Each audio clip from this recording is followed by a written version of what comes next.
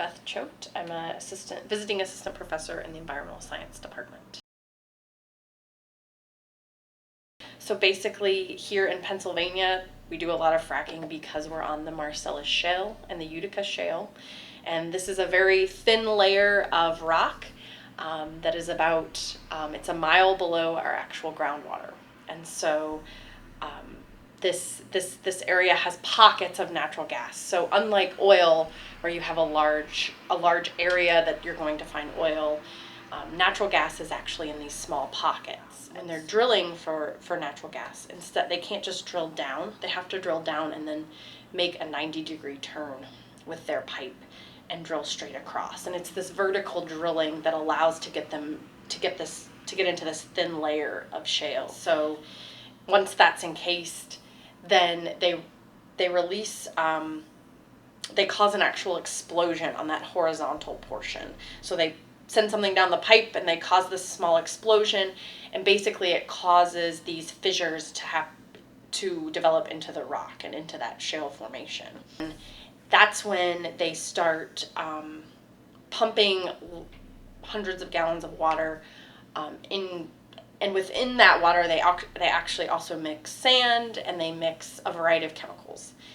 And that is the part that is very controversial, because a lot of companies won't divulge what their chemical mixture is. It's kind of like a recipe in a chef. So it's very specific for each company.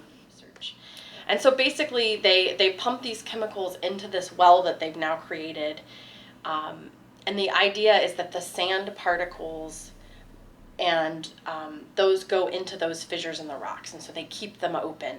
And this is how the natural gas is released, right? So some of this liquid that they have pumped into there comes back up. I actually read a statistic that it's between 30 and 80% of that wastewater comes back up. That's a really big margin of error. It seems to be pretty unknown just how much is coming back up and how much of that liquid is staying in the ground.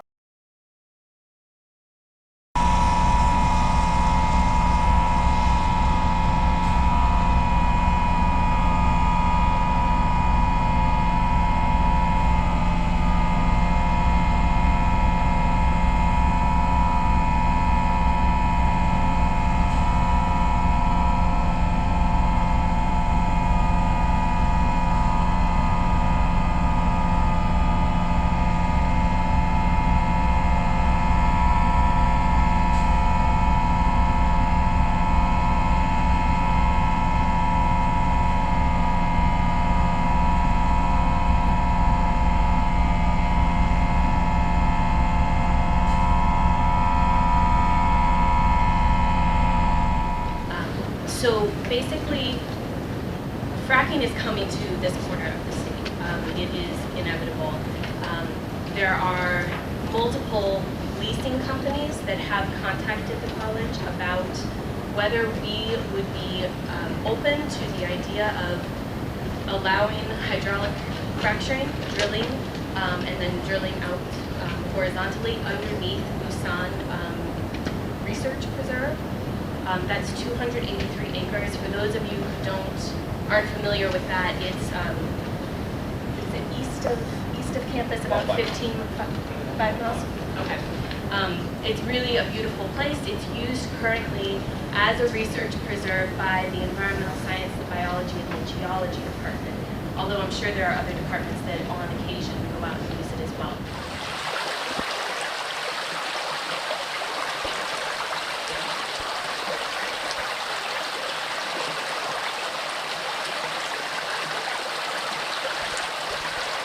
I have gone out and met with a couple of neighbors, and the reason why I met with them is because they own thousands of acres around Busan.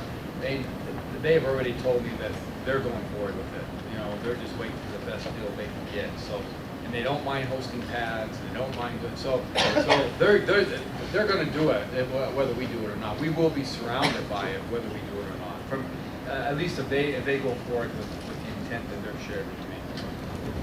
When they've gone and complained to the EPA or to the drilling companies, they've been able to say, oh, well, you know, we we can't prove that that was ours, do you have baseline data of the quality of your water beforehand?